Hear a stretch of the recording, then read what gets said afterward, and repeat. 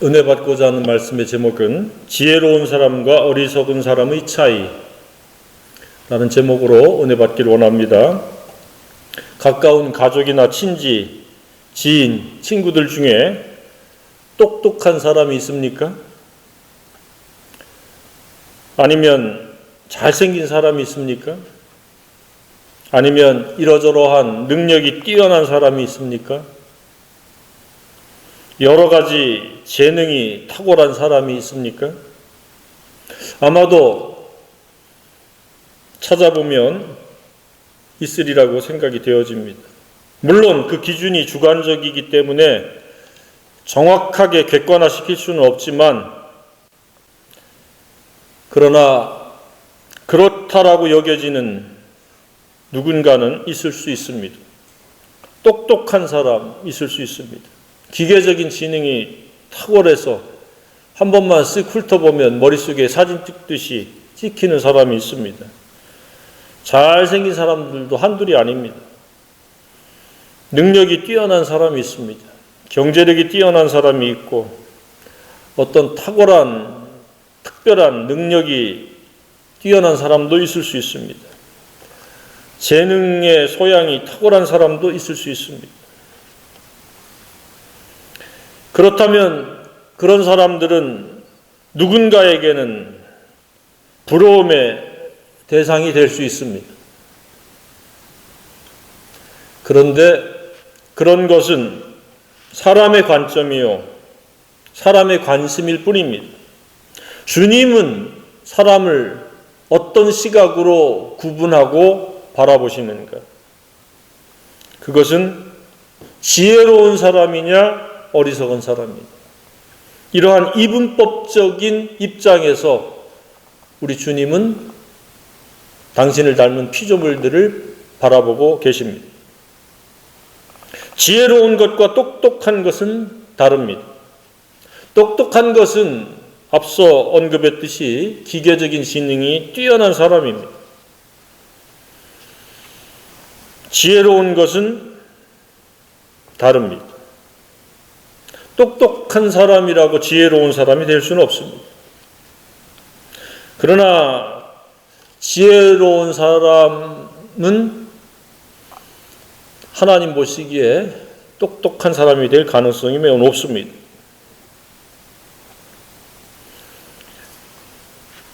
뿐만 아니라 외모가 출중한 잘생긴 사람도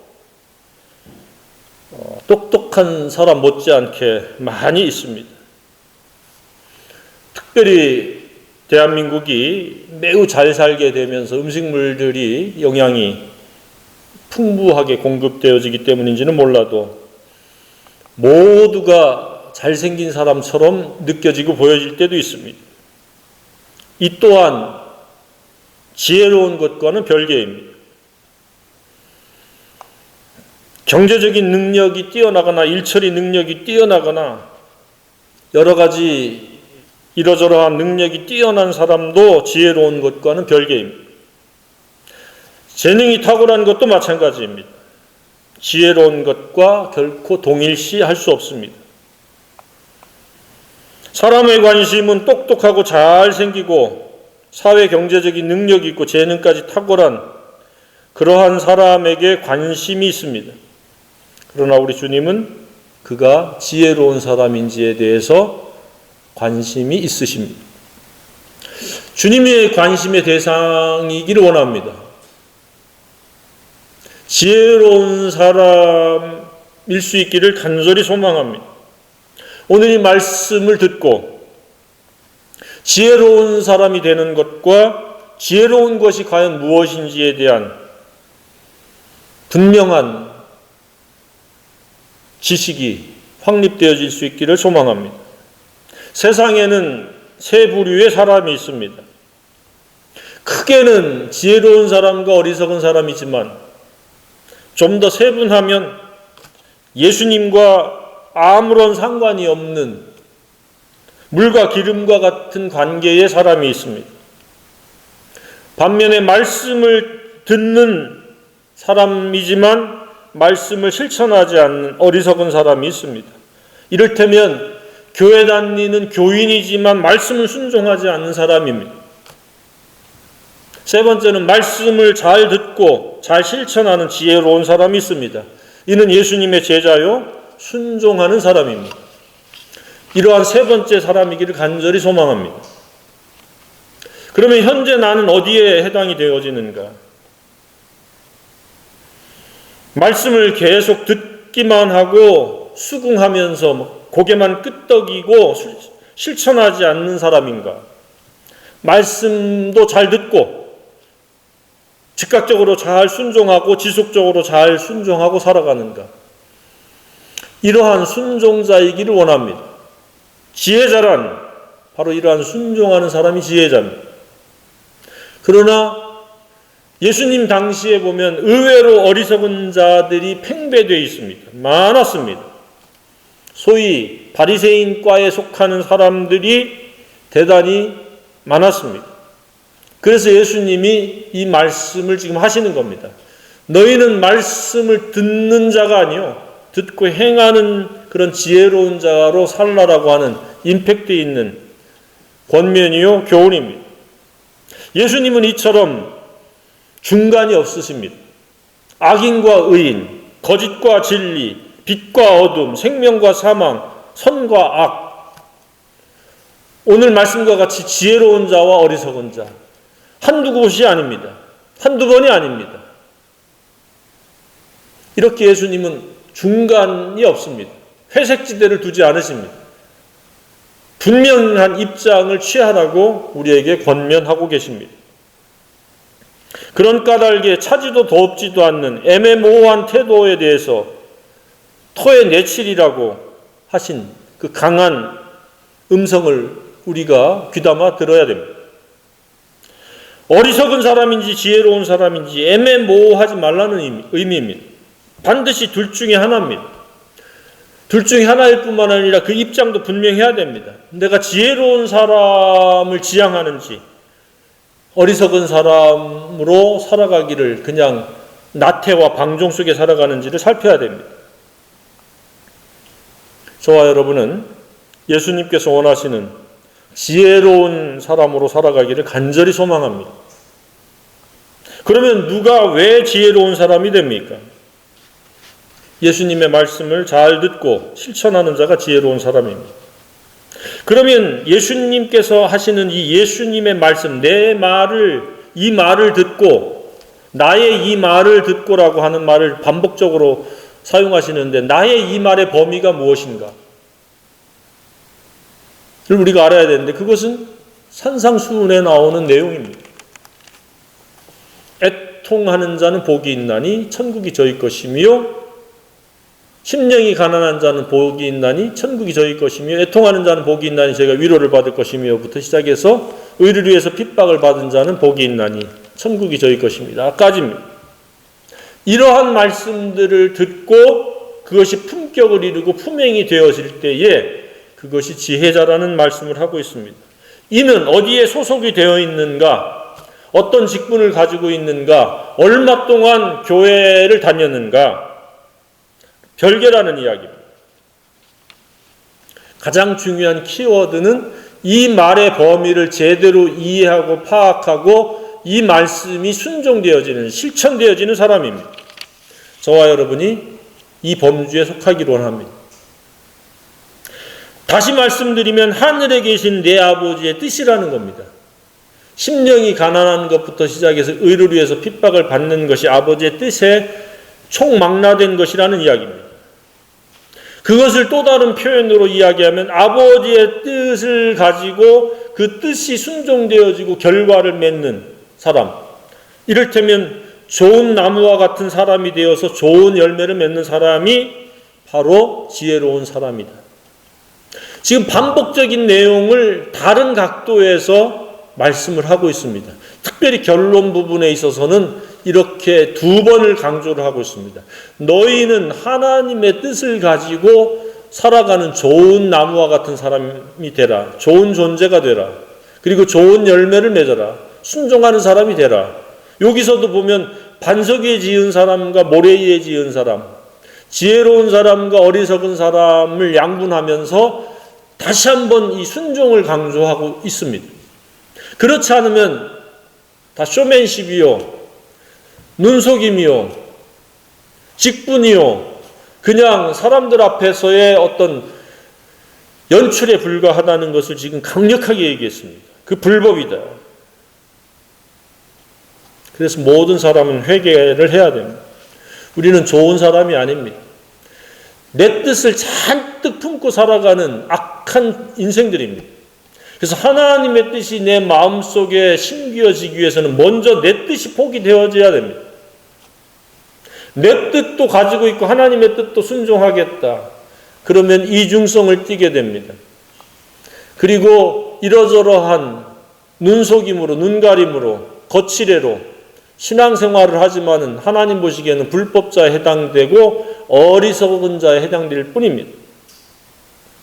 그것을 우리 주님은 강력하게 불법을 행하는 자들아라고 말씀을 하고 있습니다. 분명히 목사, 선지자 노릇을 했다고 그랬습니다. 귀신도 쫓아냈고 많은 권능을 행했다고 그랬습니다. 그런데 왜 불법자요? 결코 알지 못하는 물과 기름과 같은 존재라고 우리 주님이 말씀을 하고 있습니까? 그들은 품격이 변화된 적이 없습니다. 거룩에 이른 적이 없이 그냥 직업활동을 했고 받은 은사를 활용했을 뿐입니다. 예수님의 말씀, 하나님의 뜻은 직분보다 먼저요, 은사보다 먼저요, 많은 헌신과 활동보다 먼저 되어야 한다는 의미입니다. 그것에 의해서 선지자 활동이 이루어져야 되고 은사를 펼쳐야 되고 이러저러한 크고 작은 헌신과 활동을 해야 되는데 변화된 적이 없고 회개한 적이 없고 좋은 품격으로 하나님의 뜻이 마음속에 심겨지지 않고 그냥 연기하듯이 한 사람들이 바로 이 불법자들이라는 이야기입니다. 그래서 그 결과가 어떻게 됩니까? 자신들이 그 선지자 노릇한 것, 은사를 펼친 것, 깜짝 놀랄 만한 큰 일들, 헌신한 것, 활동한 것들 다 수포로 돌아갑니다. 오히려 책망을 듣습니다. 불법을 행하는 자들아 내게서 떠났다. 왜 하나님 이름 팔아가지고 자기 자신 생색내기를 했느냐? 자기를 돋보이려고 했느냐? 라고 하는 예수님의 질책입니다. 그래서 어리석은 자의 결과는 모래 위에 지은 사람과 같아서 이러저러한 사회적 현상, 자연적 현상 앞에서 한순간에 무너지는데 그 무너짐이 심하다. 아주 크게 무너진다. 아주 세게 패망한다라는 의미입니다. 그래서 우리는 최선을 다해서 하나님의 뜻을 날마다 새롭게 마음에 새기고 확인하고 그 말씀이 이끄는 하루하루가 되어야 합니다. 그 말씀에 순종하는 매일매일이 되어야 합니다. 그래서 오늘이 구원의 날이고 오늘이 은혜 받을 만한 때인 줄로 믿습니다. 어제는 어제로 지나갔습니다. 좋은 사람이 된다는 것은 이처럼 윤리도덕보다 뛰어난 품격의 사람입니다. 최고의 가르침에 의한, 교훈에 의한 최선의 삶의 방식으로 살아가는 사람입니다. 사회적인 훌륭함보다 훨씬 나은 품격입니다. 그것을 좀 더 펼치면 겸손이요, 회개하는 능동적인 자세요, 온유한 겁니다. 다른 사람을 있는 그대로 존중할 수 있는 품격, 약점을 들춰내고 공격하지 않는 게 온유입니다. 조금도 손해나 상처를 주지 않는 마음이 온유한 마음입니다. 정의로운 것에 갈급함이며 긍휼히 여길 수 있는 품격입니다. 마음은 깨끗하고 청결하고 착한 양심입니다. 다른 사람과 더불어 누구하고도 눈높이를 같이 하려고 하는 화평케 하는 적극성입니다. 좋은 품격으로 사는 것을 양보하거나 타협하지 않습니다. 때때로 사람들의 몰이해와 핍박을 당해도 흔들리지 않는 견고함을 가지고 살아가는 것이 하나님의 뜻입니다. 저와 여러분이 그런 사람이기를 원합니다. 이것을 요약하면 내게 와서 나의 멍에를 메고 나에게 배우라고 하신 온유와 겸손입니다. 진리의 성품이며 사랑의 인도함을 받는 품격입니다. 자기 멋대로, 자기 의도대로, 자기 기질대로, 자기 생각대로, 자기 습관대로 반응하고 살아가는 것이 아닙니다. 철저하게 진리로, 성령으로, 사랑으로 반응합니다. 사람들이 불행한 이유는 출신이 나빠서 자기가 원하는 조건에 불충분하기 때문에, 다른 사람이 악하기 때문에가 아니라 자기 속에 진리가 없기 때문에 불행한 겁니다. 진리로 반응하면 문제가 될 것이 없는데 기질로, 혈기로, 기분으로, 이해관계로 반응을 하기 때문에 불행을 초래하고 갈등을 초래하고 다툼을 초래하고 원수를 만들게 되어지는 겁니다. 지혜란 이처럼 뜬구름 잡는 것이 아닙니다. 사랑의 품격을 이루는 것, 진리의 품격을 이루는 것, 성령의 완전한 통치와 지배 아래에서 살아가는 그러한 내면 세계를 이루는 것, 그것에 민감한 것, 그것에 우선순위를 두고 살아가는 것, 그것이 온전하고 바르게 지속되어지도록 살피는 것, 이게 지혜입니다. 똑똑한 것, 잘생긴 것, 능력 있는 것, 재능이 뛰어난 것도 금상첨화로 있으면 좋겠지만 그런 것에 연연하지 말고 가장 중요한 지혜 여부에 대해서 민감할 수 있고 그것에 가치를 부여하고 살 수 있기를 원합니다. 사소한 것, 쓸데없는 것에 연연하고 비교하고 열등감을 가지고 원망하고 자기를 불행자라고 스스로 생각하고 살아가는 사람들이 적지 않습니다. 마음속에 지혜가 있으면 행복도 점점점 풍성해지리라고 확신합니다. 지혜가 없기 때문에, 어리석기 때문에 지속적으로 어리석음이 계속되어지니까 불행도 계속해서 떠나지 아니하고 굴곡지게 자꾸 찾아옵니다. 좋은 사람인 것처럼 행동하는 것이 아니라 좋은 사람이 되어야 합니다. 그것은 오직 자기가 누구인지 알고 회개함으로 되어집니다. 그리고 온유를 배워야 되고 긍휼을 배워야 되고 다른 사람과 더불어 화평케 하고 화목하게 하는 그러한 눈높이를 같이 하는 인성과 감성과 지성을 갖춰야 됩니다. 그렇지 않으면 이론에 불과합니다. 듣기만 하고 끝나는 자신을 속이는 자에 불과합니다. 듣기만 하고 자신을 속이는 자가 아무도 없기를 주님의 이름으로 축복합니다. 왜 많은 사람들이 속고 속는가? 이 타이틀, 이 직분, 그리고 그 사람의 활동의 능력, 활동의 범위, 분량, 이런 것들 때문에 현혹이 되어집니다. 아우, 저 사람은 이러이러한 타이틀, 이러이러한 프로필, 직함, 그 직함과 지혜하고는 별개입니다. 활동의 능력, 은사의 다양성, 활동의 범위, 분량, 이것하고 지혜로움과는 또 별개입니다. 얼마든지 지혜롭지 못하면서도 직분을 맡아서 감당할 수가 있습니다. 기질에 따라서 활동의 능력을 얼마든지 크게 넓힐 수도 있습니다. 활동의 분량을 크게 할 수 있습니다. 그것은 개인의 기질이요, 개인의 은사의 차이일 뿐이지 지혜의 차이는 아닙니다. 그런 것들이 좋은 품격, 거룩을 대신할 수가 없습니다. 하나님의 말씀을 아무리 잘 듣고 수긍하면서 머리를 끄덕인다고 해서 그 사람이 좋은 열매를 맺는 것은 아닙니다. 맺을 수 있는 가능성이 있을 뿐입니다. 가능성이 있는 것과 열매를 맺는 것은 별개입니다. 이를테면 그가 목사님이기 때문에 좋은 품격의 사람이라고 단정할 수 없습니다. 그가 능력이 뛰어나고 출중하다고 좋은 사람이라고 여길 수도 없습니다. 헌신의 분량이 크고 범위가 넓다고 좋은 사람일 것이라고 예단할 수도 없습니다. 그러나 현상에 길들여진 사람들은 그런 사람들을 좋은 사람으로 치부합니다. 지혜로운 사람이 그렇게까지 한다면 금상첨화하여 두말할 나위가 없습니다. 그러나 잘못된 것을 동기를 가지고도 열심을 낼 수 있습니다. 칭찬 때문에, 인정욕 때문에, 기질 때문에 그렇게 열심을 낸다라고 하면 그 동기는 하나님만이 아시겠지만 지혜롭지 못하면서도 충분히 지혜로운 것처럼 사람들 앞에 보일 수 있습니다. 좋은 사람인 것처럼 비춰질 수 있습니다.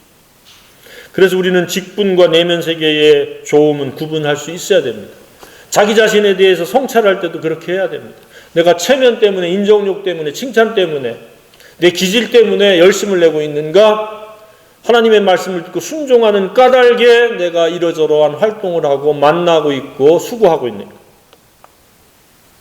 직분은 물론 중차대한 그 역할과 책임의 사람입니다.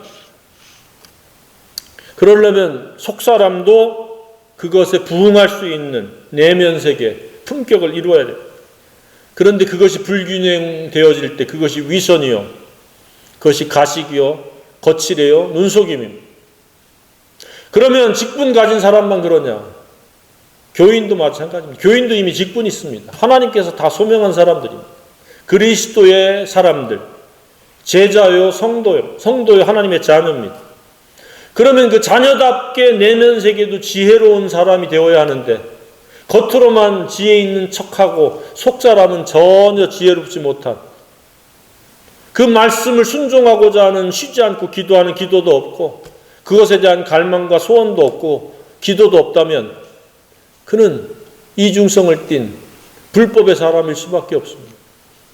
교회 다니는 사람, 오래 다니는 사람, 이러저러한 직분의 명칭으로 불리어지는 사람일 뿐입니다.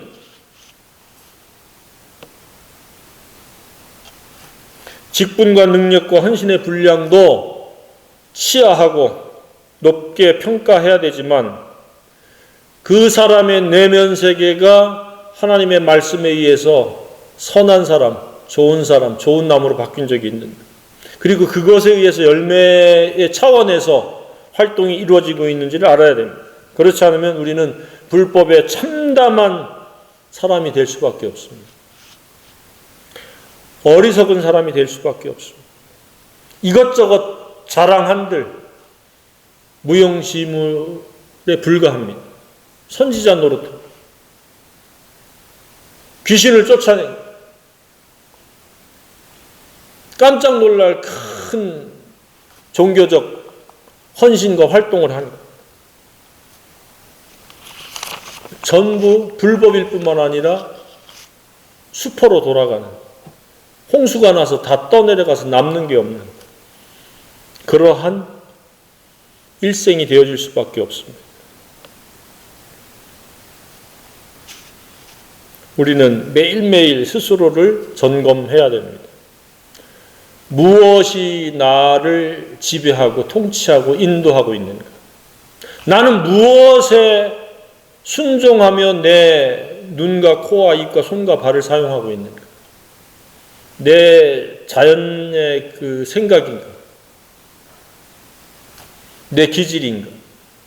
철저하게 나는 부인되어지고 십자가에 못 박힌 채로 진리에 의해서 내가 인도함을 받고 있는가?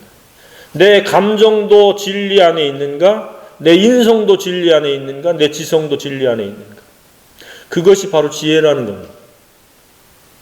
그런 사람은 어떤 결과를 맞이하게 돼요? 인생에 있어서는 사회적 현상, 자연적 현상이 반드시 계속 일어나는 곳입니다.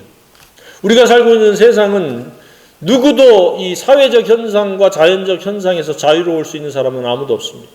지금 예수님이 그 자연의 현상을 지금 끌어들여서 말씀을 하고 있습니다. 처음에는 비가 내립니다. 굳은 일이 자꾸 생깁니다. 지혜자에게도 생기고 어리석은 자에게도 생깁니다. 창수가 난다, 홍수가 난다. 사람이 감당할 수 없는 그 물이 창궐해지는 게 홍수입니다. 인간의 힘이 도저히 감당할 수 없는 그런 사회적 현상들, 경제적 현상들이 일어나는 겁니다. 바람이 불어옵니다. 사회적인 군중심리와 사회적인 그 현상들, 획일화된 현상들, 그런 것들이 물밀듯이 밀려옵니다. 그랬을 때에 지혜자는 그런 사회적인 현상에 휘둘리지 아니하고 무너지지 않고 견고하게 서 있는데, 어리석은 자들은 비가 와도 굳은 일만 생겨도 무너져 버리고 창수가 나면 더 왕창 무너지고 바람 불으면 완전히 끝장나는 인생이 되어진다는 이야기. 그러니까 지금 차이가 무엇입니까? 행복과 불행은 동일한 장소에 동일한 조건에 있어도 한 사람은 행복하고 한 사람은 불행한 이유가 그 현상에 맞설 수 있을 만큼의 실행력이 없다는 이야기입니다. 실천력이 없다는 겁니다. 그냥 지식이라는 겁니다. 평소 때는 드러나지 않는데 그런 현상이 발생했을 때, 자연적인 현상, 재해적인 재난이 발생했다든지 자연적인 발생, 경제적인 어떤 기근이 생겼을 때, 현상이 생겼을 때에 대응할 수 없습니다. 그냥 무너져 버립니다. 그 현상에 그냥 휩쓸려 간다는 이야기입니다. 우리는 현상에 휩쓸려가는 존재가 아니라 예수와 함께하는 견고한 반석 위에 있는 존재들이 되어야 한다는 의미입니다. 이것이 지혜다라는 이야기입니다. 지혜라고 하는 것은 이처럼 막연한 불확실한 무엇이 아닙니다. 예수와 어떤 형편과 상황에서도 함께할 수 있는 자가 지혜자입니다. 예수님과 같이 반응할 수 있는 것과 예수님처럼 선택할 수 있는 것과 예수님처럼 한결같이 살아가는 겁니다. 사회적 현상에 휘둘리지 않습니다. 획일화된 군중심리에 포섭되거나 물들지 않습니다. 바람이 분다고 그 바람에 무너지지 않습니다. 이런저런 사상과 철학과 거짓의 현상, 이런 것들에 휘둘리지 않습니다. 그것들은 살아가는 방법이 아니기 때문에 그렇습니다. 하나님의 뜻, 예수님께서 말씀하신 그 말씀에 의해서 살아가기 때문에 상황이 이러하든 저러하든지 한결같이 살아갑니다. 그러나 말씀만 듣고 그래 그렇게 살면 좋지, 그래야지, 머리는 끄떡이고 수긍했는데 결정적인 순간에 그렇게 살지 않는 겁니다. 실천하지 않는 겁니다. 행하지 않는 겁니다. 그래서 다 한 사람 두 사람씩 그 현상에 나가 떨어지고 현상에 삼키움 받고 현상에 휩쓸려 떠내려가는 겁니다. 말세지 말에는 더더욱 그렇습니다. 자신은 아닌 것처럼 떠들어대지만 결국은 보면 현상의 종로를 타고 있고 현상에 그냥 삼키워버리는 나약한 영성의 사람들이 너무 많다는 사실입니다. 어떤 경우에도 흔들리지 않는, 자연재해가 됐든 사회적 현상이 됐든 경제적인 어떤 이유가 됐든 흔들리지 아니하는 반석 위에 지은 끄떡없는 저와 여러분이길 간절히 소망합니다. 그것은 말씀을 사랑할 뿐만 아니라 말씀대로 반응하고 말씀대로 순종할 때 그것이 그렇게 되어질 줄로 믿습니다. 그러한 생애가 되길 주님의 이름으로 축복합니다.